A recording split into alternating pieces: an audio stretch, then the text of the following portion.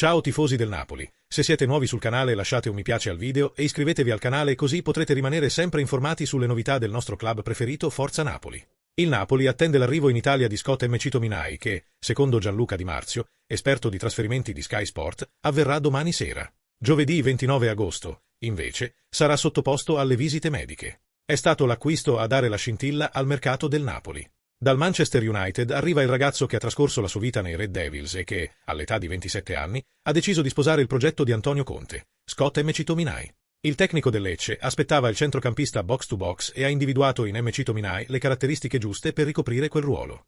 Lo scozzese è entusiasta di indossare la maglia azzurra, ma quando avrà le visite mediche? Gianluca Di Marzio, esperto di trasferimenti di Sky Sport, ne ha parlato nel corso della trasmissione Calciomercato, l'originale. Tra i successi di oggi ci sono Romelu Lukaku e Scott McTominay al Napoli. Tutti i problemi riguardanti i diritti d'immagine del belga sono stati risolti, dettagli formali. Domani sarà a Roma per le visite mediche e poi andrà al Napoli per gli acquisti.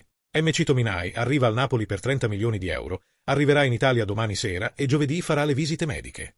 Osimhen, offerta del Chelsea al Napoli. I Blues vogliono prendere in giro il PSG. Il Napoli, nelle prossime ore, proverà a definire la questione legata a Victor Osimhen. Il giocatore è sul mercato da tempo, una decisione presa tempo fa. Il giocatore ha intenzione di sbarcare altrove, ma finora le proposte arrivate al club italiano non sono state convincenti. Ma qualcosa potrebbe succedere presto. Il giornalista specializzato in calciomercato, Gianluca Di Marzio, ha fatto il punto della situazione in un articolo pubblicato sul suo sito. Il Chelsea vuole anticipare il PSG per Victor Osimhen. Gli inglesi, in questi minuti ore, vogliono presentare una prima offerta ufficiale al Napoli e all'agente dell'attaccante nigeriano. Resta da vedere se ci saranno le condizioni per trovare un accordo tra le società. Tre le parti in causa, scrive sul suo portale Gianluca Di Marzio, giornalista specializzato in calciomercato della redazione sportiva di Sky. Anche Victor Osimhen viene dall'Arabia Saudita, ma il nigeriano ha fatto capire di voler restare in Europa. Qual è la tua opinione sui tifosi del Napoli? È una cosa positiva questo rinforzo per il Napoli?